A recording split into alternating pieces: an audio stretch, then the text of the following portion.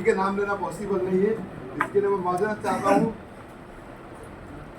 खास करके जो प्रोग्राम की मोर्चेबाजी जिसे कहते हैं, सुरवारी जी तुमने सुना होगा कि हमारे काम पे 10 आदमी चाहिए, 20 आदमी चाहिए, ये हिंदू समाज के लोग भी बोलते हैं, ये सभी समाज के लोग बोलते हैं। अब ये आदमी बना कैसा? आदमी बना आदम से, हम आदम की औलाद है, एक माँ और एक बाप की औलाद है, इसलिए हम आदम की औलाद है। इसलिए कई लोगों को मालूम ही नहीं कि इंसान को आदमी क्यों बोलते हैं। इसलिए मैं आज तुमको विषय से बता रहा कि हमको आदमी इसलिए बोले जाता कि हम दुनिया के सबसे पहले पैगंबर जो बनाए गए थे माटी के पुतले से जन्नत से, उनका नाम था हजरत आदम अलैहिस्सलाम, उनकी हम औलाद है। लेकिन उनको अल्लाह ने एक नूर दिखाया था, वो नूर का कलमा बढ़ाया था। दुनिया बनी, दुनिया बनाने का मकसद जो अल्लाह का है वो हजरत मोहम्मद सल्लल्लाहु अलैहि वसल्लम के लिए दुनिया बनाई गई। आज जिनकी बेहुरमती की जा रही है वो हजरत मोहम्मद सल्लल्लाहु अलैहि वसल्लम, जिनके लिए हम हमारी जान देने को तैयार है, मुस्लिम समाज का हर आदमी जान देने को तैयार है। आज ऐसे इंसान की शान में गुस्ताखी हुई, उसके लिए हमारा जो शक्ति प्रदर्शन दिखाने के लिए जा रहे कि मुसलमान आज समझदारी कर रहा है, तो उसको कमजोर ना समझे, उसको बुज़दिल ना समझे। अब इसमें कुछ हिंदू धर्म के लोग भी है जो आप सल्लल्लाहु अलैहि वसल्लम को मानते, हमारे नबी को मानते और उनको एक इंसानियत का पैगाम देने वाला मानते। इधर कौमों के अंदर बौद्ध समाज हो गया, क्रिश्चियन समाज हो गया, जैन धर्म, ऐसे धर्म के हजारों लोग हैं जो हमारे पैगंबर को पैगंबर मानते और शांति दूत मानते। आज उनकी शान में गुस्ताखी करने वालों को ये महाराष्ट्र की सरकार इनाम से नवाज रही है। छोटे छोटे चिल्लू पिल्लू आ रहे, कुछ भी आके धौसा दे रहे, कोई बोलता मस्जिद में घुस के मारूंगा, कोई बोलता अरे बाबा कैसा है पुलिस वाले, आज तुम्हारे साथ में सत्ता तुम्हारी है, फर्ज करो ये सत्ता अगर बदल गई तो फिर तुम्हारा क्या होगा, ये भी तुमको सोचना पड़ेगा। क्योंकि जैसे हमारे घरों के अंदर एक घड़ी होती है, घड़ी उसके अंदर सबसे ऊपर का जो नंबर होता है 12 होता है, सबसे नीचे का नंबर 6 होता है। लेकिन कांटा जैसा 12 नंबर पे जाता वैसे 6 नंबर पर भी आता। जब दिन 12 के भी पलटते उसके में 6 नंबर के भी दिन पलटते। तो आज हमको यह सोचने की जरूरत है कि जो लोग आज हमारे समझदारी को बुज़दिली का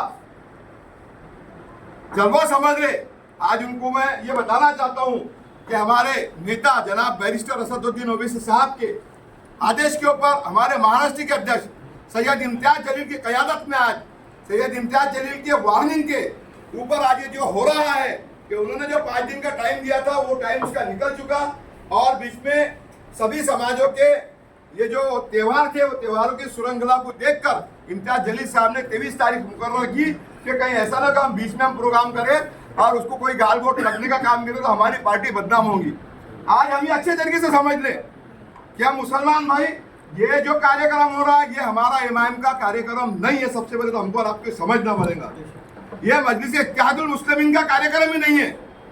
ये बात अलग है कि इस कार्यक्रम को जो आप सल्लल्लाहु अलैहि वसल्लम की शान में गुस्ताखी हुई उसको पूरी ताकत से मजबूती से पकड़ने का काम मजलिस इत्तेहादुल मुस्लिमीन कर रही है, दीगर किसी भी पार्टी का इंसान नहीं कर रहा। ये अल्लाह ने ये सिर्फ कुव्वत हमको बख्शी कि हम पूरी ताकत से आप सल्लल्लाहु अलैहि वसल्लम की शान में गुस्ताखी करने वाले का गिरेबान पकड़ेंगे। जो गुस्ताखियां हो रही, जो कोई भी उठपटांग आके जबान मुंह पे लगा दे रहा, टालू पे लगा दे रहा और सरकार बोलती इसके बाल को धक्का नहीं लगेगा, उसके जान को धक्का नहीं लगेगा, ये सारी हरकतें हो रही है आने वाले 2-2.5 महीने के बाद में जो इलेक्शन हो रहा है उसको देखते हुए। जैसे अभी दंगों की श्रृंखला शुरू है, खास करके हमने देखा अकोला के अंदर, बुल्ढाना के अंदर 6-7 जगह पे दंगा हो गया।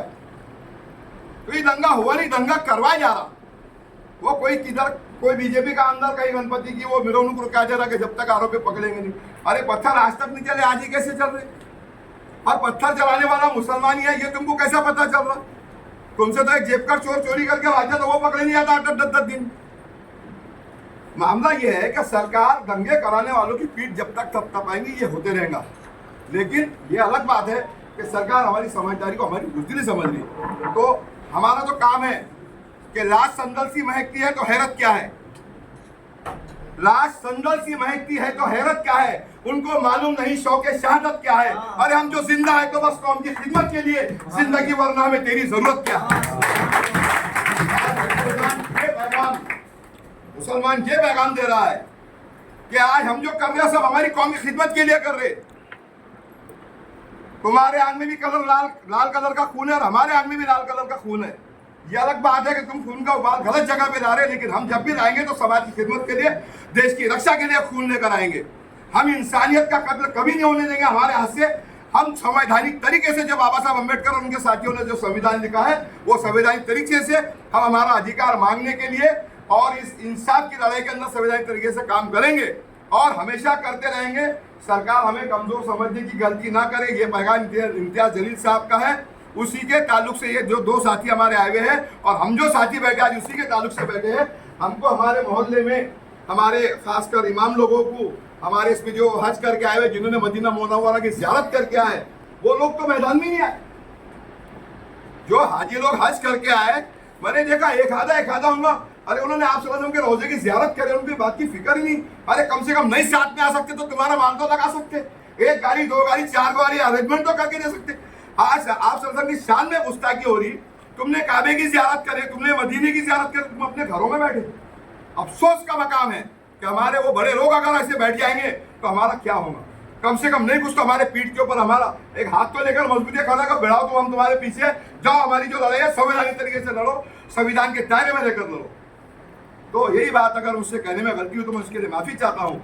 लेकिन आज बड़ी खुशी की बात है, अकोला जिला धीरे धीरे इमाम का गढ़ बनता जा रहा है। मैं आपको गवाही देता हूँ कि इंशाअल्लाह अजीज आने वाले वक्त में जैसे आज ये जो हमारी 23 तारीख की रैली है उसकी खुशखबरी आप देखेंगे कि अल्लाह से गुजारिश है कि अल्लाह ताला तेरी दुआओं के सदके, ख्वाजा गरीब नवाज की दुआओं के सदके में, उनके तुफैल में, उनके सदके में हमारा अकोला जिला गाड़ियों में नंबर 1 रहेगा और हम पैगम्बर इस्लाम की जो बेहुरमती हुई उसके खिलाफ में हम पूरी ताकत से सबसे ज्यादा आगे रहने की हम कोशिश करेंगे।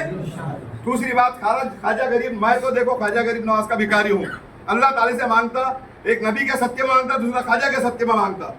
तो अगर ये क्या बात किसी को पड़ती नहीं पड़ती अलग भाग है, लेकिन हम जो भी करेंगे हमारे ईमान को सलामत रख के करेंगे। हमारा गाड़ियों का जो काफिला भी निकलेगा हम ये कोशिश करेंगे हमारे काफिले से किसी का दिल ना दुखे, हमारे से कोई ऐसा नारा ना लगे जो हिंदू मजहब के आदमी को बुरा लगे, दलित को बुरा लगे, क्योंकि हमारा मकसद किसी का दिल दुखाना नहीं है। हमारा मकसद है हमारे अधिकार की लड़ाई, जो हम संविधान के दायरे में रहकर लड़ेंगे। और हम कोशिश ये करेंगे कि आने वाले वक्त में जिस तरीके से हमारा ये प्रोग्राम होता है तो हम अल्लाह से दुआ करेंगे अल्लाह ताला अकोला जिला से भी मजलिस इत्तेहादुल मुस्लिमीन के लिए एक अच्छा सफर अल्लाह देगा, यहाँ पर अच्छा पैगाम यहाँ से जाएगा इंशाल्लाह। सबसे पहले मुझे ऐसा लगता है अकोला जिला के अंदर अकोला से भी हमारे मजलिस के आमदार चुन के आएंगे और आमदार नहीं रहेंगे वो इस कौम का खिदमत कर रहे हैं। जैसे दूसरी पार्टियों में जाने के बाद हमारे जो मुस्लिम भाई है जिन्होंने इस्तीफे दे देना था कि वो छोटा सा एक बच्चा आके चिल्ला पुकारी करता कि हम ऐसा करेंगे वैसा करेंगे, उसकी पार्टी में आज भी हजारों मुसलमान मौजूद है। हमारे अकोला के उसका स्वागत यहाँ होता, हमारे यहाँ के हजारों मुसलमान है उसका स्वागत यहाँ होता। वो यहाँ राजेश्वर नगरी में आया बेचारा 4-5 फुट का आदमी, मुझे तो नाम नहीं मालूम उसका, राना कुछ है ऐसा, तो उसका स्वागत कर रहे हैं। उसके साथ में मुस्लिम लोग उसके पीछे खड़े थे। कितनी शर्म की बात है क्यों मस्जिदों के मामले में अपने मुंह से अपशब्द निकाल रहा। अरे तुम्हारी गैरत कहाँ मर गई?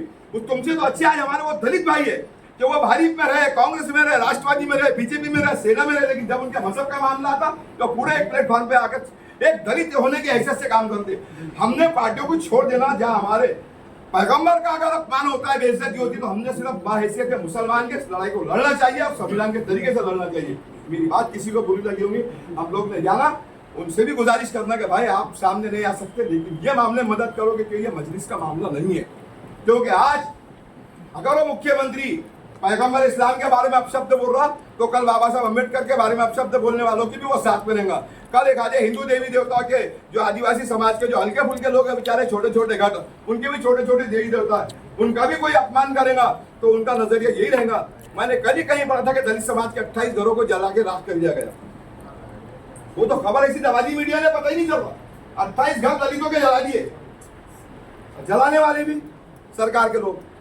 तो मेरी गुजारिश है कि आज हमारी कल तुम्हारी बारी है, उनको समझाना पड़ेगा और हमारी कौम के लोगों को समझना पड़ेगा कि अपनी गैरत को गैरों के जूतों में ध्यान मत रखो। आप रस्म के शान में गुस्ताखी करने वाले को सबक सिखाना हमारा पहला फर्ज है। उससे बोलने में गलती तो उसके लिए मैं माफी चाहता हूँ। अल्लाह हाफिज।